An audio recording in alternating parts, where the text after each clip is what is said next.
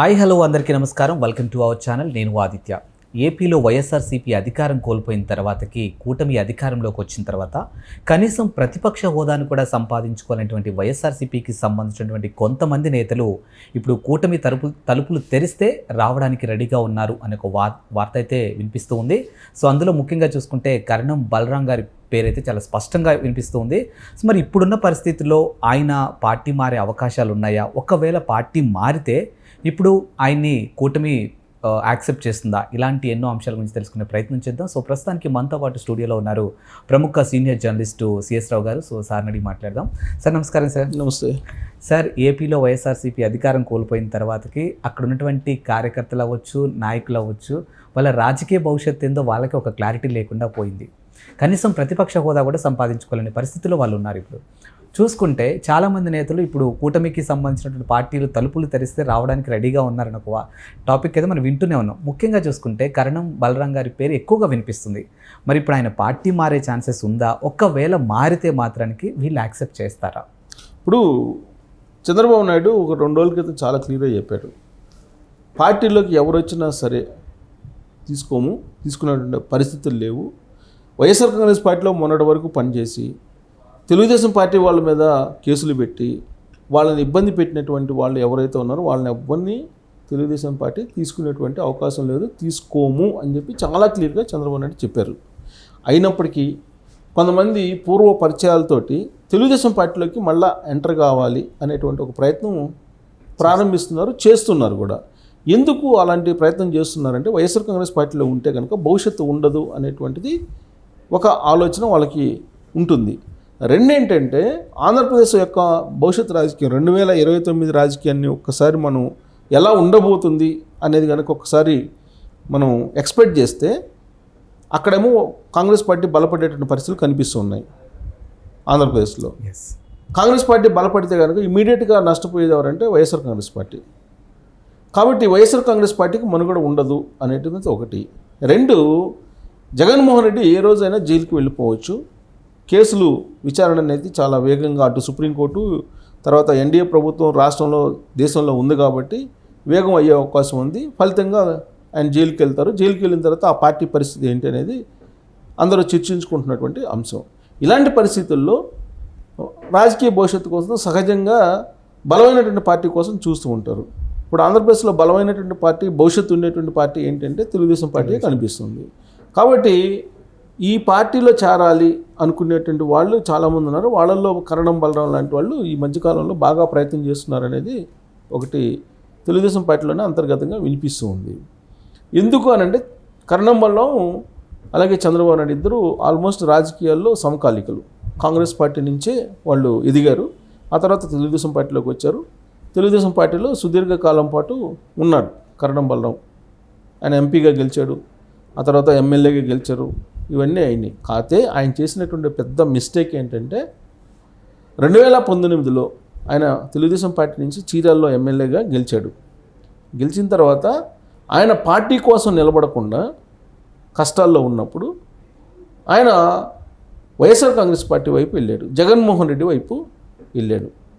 జగన్మోహన్ రెడ్డి వైపు వెళ్ళినటువంటి వాళ్ళు ఎవరున్నారు? కరణం బలరాము, తర్వాత మద్దాలగిరి గుంటూరు, తర్వాత వాసుపల్లి గణేష్ అతను, వల్లభనేని వంశీ, వీళ్ళున్నారు.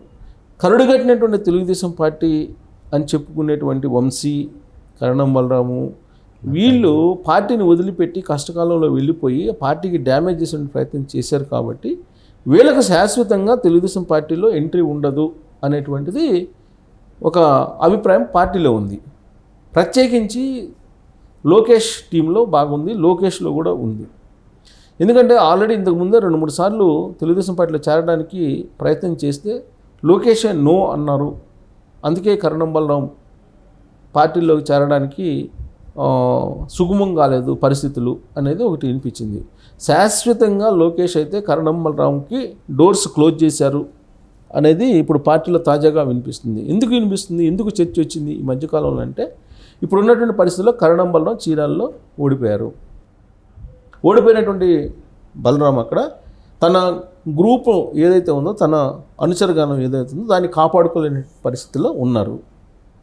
ఎందుకు అలాంటి పరిస్థితి ఏర్పడిందంటే ఒకవైపు వైఎస్ఆర్ కాంగ్రెస్ పార్టీలోనే ఉండేటువంటి ఆమంచి కృష్ణమోహన్ అలాగే కరణం ఇద్దరు రెండు బలమైనటువంటి వర్గాలకు లీడర్లుగా ఉన్నారు. ఇప్పుడు కరణం బలరాం దగ్గర ఉండేటువంటి వాళ్ళు వైఎస్ఆర్ కాంగ్రెస్ పార్టీకి సంబంధించినటువంటి వాళ్ళు ఎక్కువగా ఆమంచి కృష్ణమోహన్ వైపు వెళ్ళిపోతూ ఉన్నారు. తెలుగుదేశం పార్టీ వాళ్ళు తెలుగుదేశం పార్టీకి ఉన్నారు. కాబట్టి కరణం బలరాము రాజకీయంగా అక్కడ బలహీనపడుతున్నటువంటి సందర్భంలో ఇప్పుడు తెలుగుదేశం పార్టీకి వస్తే కనుక ఆయన చీరాల నుంచి మళ్ళీ తన రాజకీయాన్ని బలోపేతం చేసుకోవచ్చు అనేటువంటి ఆలోచన, ప్లస్ తన కుమారుడు వెంకటేష్ అతని పేరు, అతనికి రాజకీయ భవిష్యత్తు ఇవ్వడానికి తెలుగుదేశం పార్టీలో చేరేటువంటి ప్రయత్నం చేస్తున్నాడు. అది కూడా చంద్రబాబు నాయుడుతో ఉన్నటువంటి పూర్వ పరిచయాలతోటి అని చెప్పి ఒకటి వినిపిస్తుంది. కానీ అక్కడ ఉండేటువంటి పరిస్థితులు ఇప్పుడు అక్కడ బీసీ నాయకుడు కొండయ్య అనే అతను ఎమ్మెల్యే. తెలుగుదేశం పార్టీలో కనుక బలరాంని తీసుకుంటే ఇప్పుడు ఆ బీసీ నాయకుడు కొండయ్యకే అన్యాయం చేసిన పరిస్థితులు ఏర్పడతాయి. కాబట్టి అక్కడ ఇప్పుడు అన్ని కోణాల నుంచి ఆలోచించిన తర్వాత తెలుగుదేశం పార్టీలో ఆయన్ని తీసుకునేటువంటి పరిస్థితి లేదు. ఒకవేళ తెలుగుదేశం పార్టీలో తీసుకోకపోతే కనుక ఆయన ఎక్కడికి వెళ్ళాలి అని అంటే రాజకీయ భవిష్యత్తు కనిపించట్లా. అందుకే ఏదో ఒక కోణం నుంచి చంద్రబాబు నాయుడిని కలిసి ఆయన్ని అభ్యర్థించి తెలుగుదేశం పార్టీలో చేరడం ద్వారా తన కుమారుడి రాజకీయ భవిష్యత్తుకు పునాదులు వేసుకోవాలనే ప్రయత్నం చేస్తున్నారు. కానీ మరొక కోణం చూస్తే అక్కడ గొట్టిపాటి రవికుమార్ మినిస్టరు ప్రకాశం జిల్లా. సో గొట్టిపాటికి కరణం కుటుంబాల మధ్య బాగా దూరం ఉంది. గతంలో జరిగినటువంటి హత్య రాజకీయాల కారణంగా కరణం బలరాము అలాగే గొట్టిపాటి వర్గీయుల మధ్య చాలా తీవ్రమైనటువంటి రాజకీయ విభేదాలు ఉన్నాయి అక్కడ. ఇప్పుడు కరణం బలరాన్ని తీసుకుంటే గొట్టిపాటి రవి అంగీకరించేటువంటి పరిస్థితి ఉండదు. గొట్టిపాటి రవిని కాదని చంద్రబాబు నాయుడు కానీ లేదా లోకేష్ కానీ నిర్ణయం తీసుకునే పరిస్థితి కూడా ఉండదు, ఉండేటువంటి అవకాశమే లేదు. కాబట్టి ఇన్ని రకాల తలనొప్పులు ఉన్నాయి. వీటన్నిటినీ కాదని చెప్పి కరణం బలరానికి ప్రాధాన్యత ఇస్తాడా చంద్రబాబు నాయుడు అంటే ఇచ్చేటువంటి అవకాశం లేదు అని చెప్పి ఆయన దగ్గర ఉండేటువంటి వాళ్ళు చెప్తున్నటువంటి మాట. ఇంకొక వైపు లోకేష్ అయితే పర్మనెంట్గా డోర్స్ క్లోజ్ చేసేసారు అని చెప్పి తెలుస్తుంది.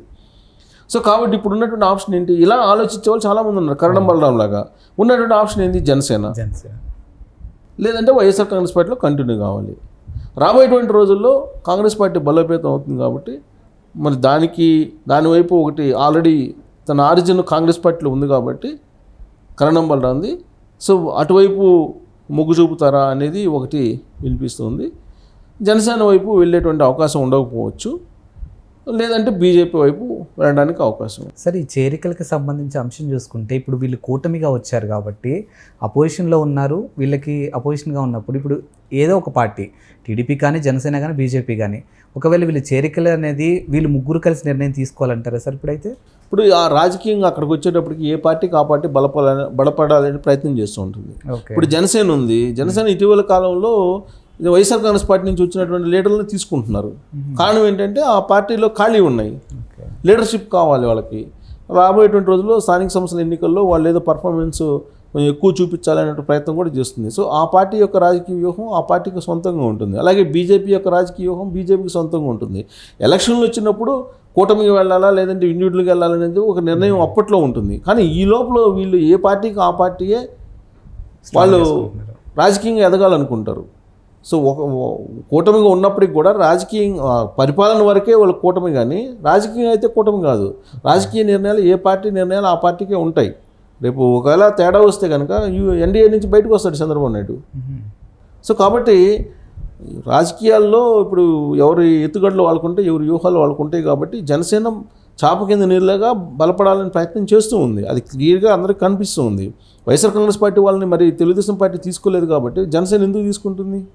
తీసుకోవడానికి లేదు కదా. బట్ పరిపాలన వేరు, రాజకీయ ఎత్తుగడలు వేరు.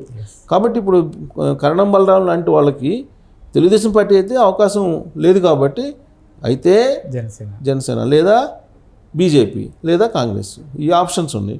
మరి వాటిలో ఆయన వేధించుకుంటాడో లేదంటే వైఎస్ఆర్ కాంగ్రెస్ పార్టీలో కంటిన్యూ అవుతాడంటే ఇప్పుడు ఆయన ఏమో స్పీడ్గా ఉన్నాడు, ఎవరు రామంచి కృష్ణమోహన్.